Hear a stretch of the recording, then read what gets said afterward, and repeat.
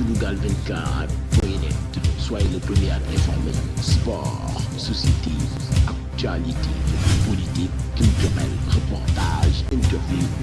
L'information à sa juste valeur, c'est ici même. Sunugal 24.net. Sunugal 24.net, soyez le premier à être informé. Sport, société, actualité. Aujourd'hui, nous sommes là présents pour votre premier numéro d'Hackathon, c'est-à-dire c'est ton projet, c'est-à-dire une application. Donc, quelle était l'initiative? Pourquoi vous avez créé cette application?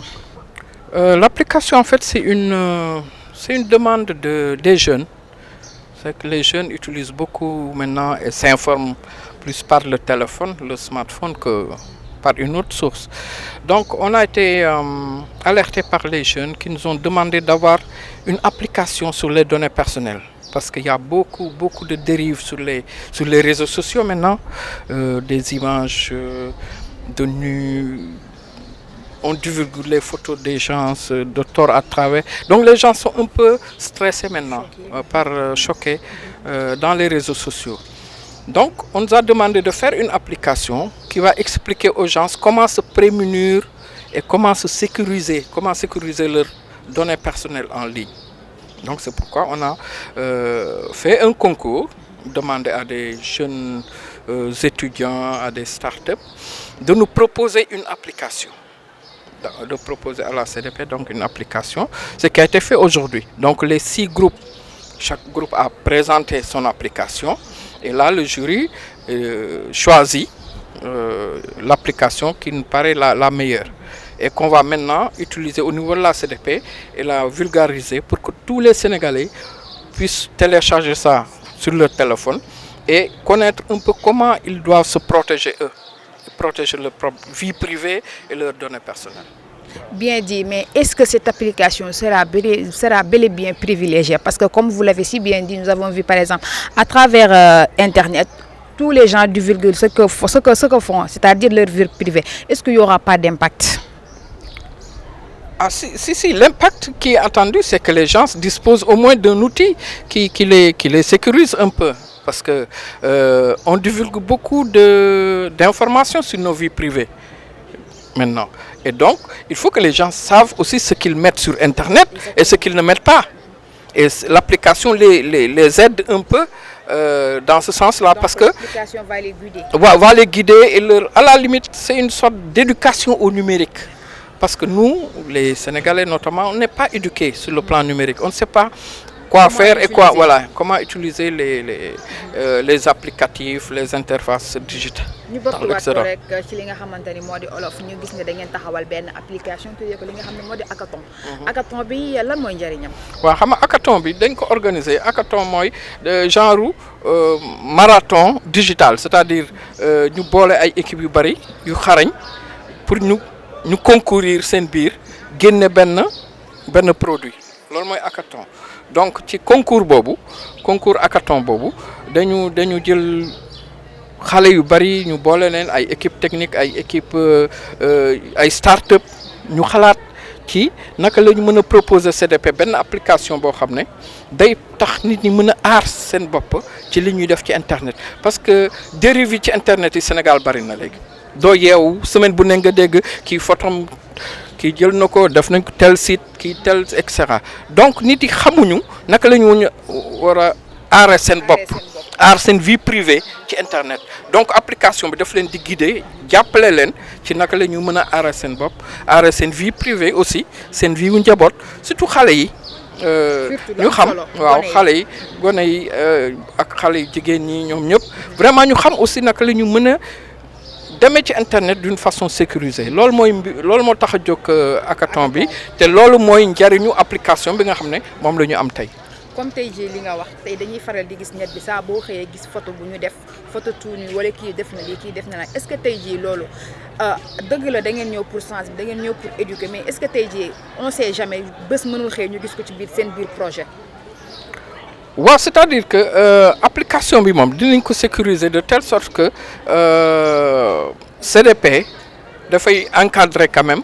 Naka la ñuy jëfandikoo naka la ñuy utiliser application bi waaw dañ ko jàngale et puis dinañ ci communiquer lu bari pour que nit ñi xam les tenants et les aboutissants de l'application ak aussi njëriñ bi nga xam ne surtout moo ci ne pour ku nekk ci ñun donc loolu mooy sabab bi pour que application bi am impact ci ku nekk ci ñun ci sa vie privée ak ci say données personnelles nga xam sax suñu tooñee sa xarit nga dégg muy xultu ay man kii li ma def sama xarit ñoo àndoon tel xew mu jël sama photo yu sàgganu yooyu mu kooku yow su dee yore nga application da nga naan ko dugal ci application bi nga régler problème bi waa CDP dinañ ko jàppale moom ba loolu ko dal dootu ko dalati mais surtout ñu sécuriser dindi ay image am soit ci Facebook la nekk wala ci YouTube wala ci n'importe wala ñu supprimer ko yëpp ñu jaare ko ci application bi nit ki dootul soxla dugg ci ay di yéeg ak wàcc tribunal mais déjà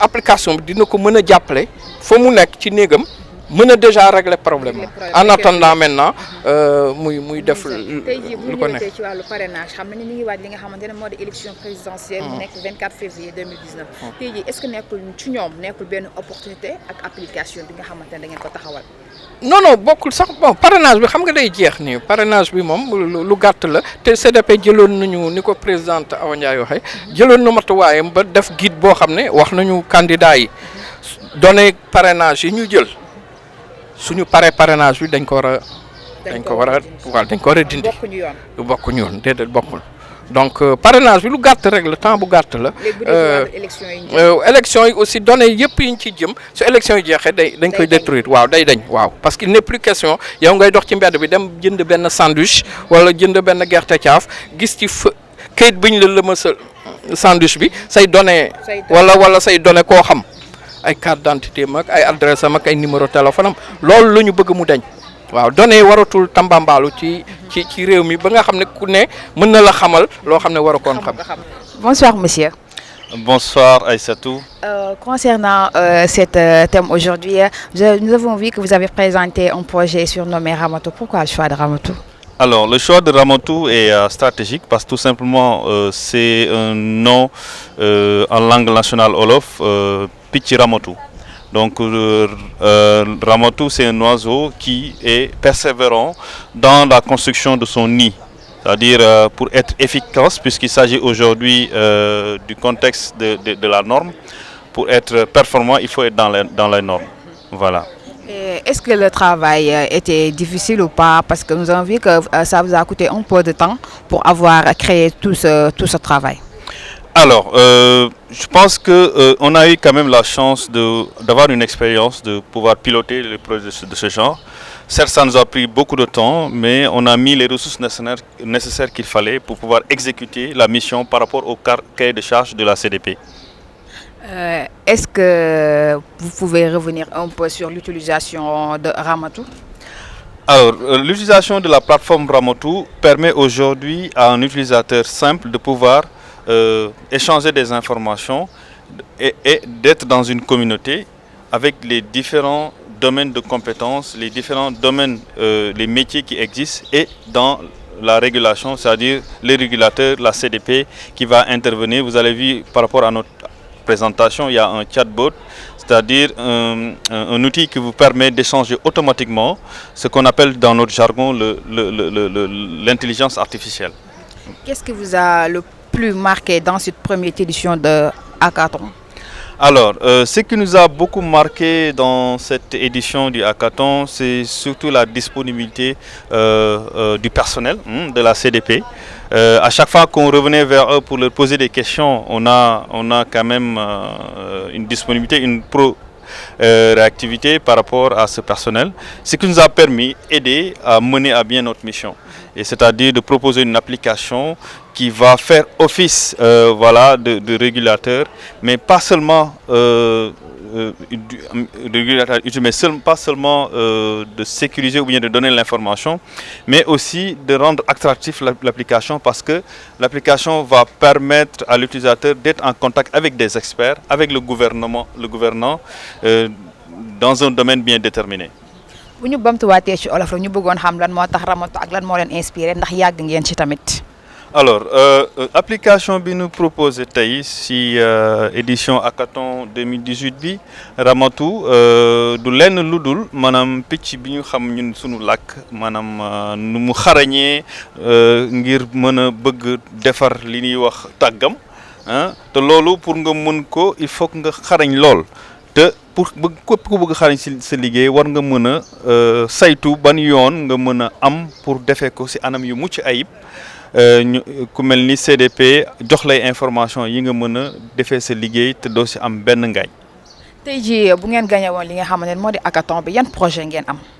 Alors dama si profiter di présenter sunu start-up bi Interface depuis 2017 mi ngi exister amuñu rek Ramatu am na application bu nu lancé fan yi xëy na sax jotuñu ko wax muy bii ndey benn plateforme la da lay permettre ngay permettre nga mën a am internet gratuit foo nekk si sa gox actuellement def nañ sax déploiement bi su yàggul dara si monument de la Renaissance soo demee da ngay connecté wu ak sunu plateforme bi ndey donc Interface dafa am ay application yu bëri plateforme yu bëri yi muy développé di ko proposer ak askan bi parce que sunu expérience moo nu ko may aussi équipe bi ma am si ginnaaw xarañ lool ba pare bëgg découvrir ay innovation yu lu mel ni li nu répondre tey si wala lu ñu proposé tey si hackathon wu CDP bi.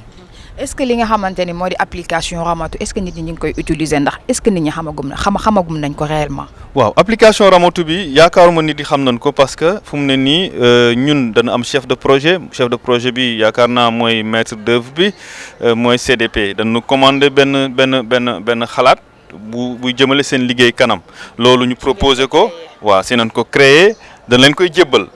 te ñun su boobaa lépp luy droit ak yooyu yëpp da leen koy jébbal ñoom seen i yëf lay doon parce que ñoom ñoo ñu xalaat loo ñu xalaat donte sax am na si li nga xamante ni dañ koy waxtaane ngir ku nekk mën a jëriñu si innovation bi ñu def tey.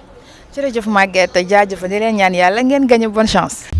Sunugal 24.net, soyez le premier à informer. Sport, société, actualité, politique, culturelle, reportage, interview. L'information à sa juste valeur, c'est ici même, Sunugal 24.net.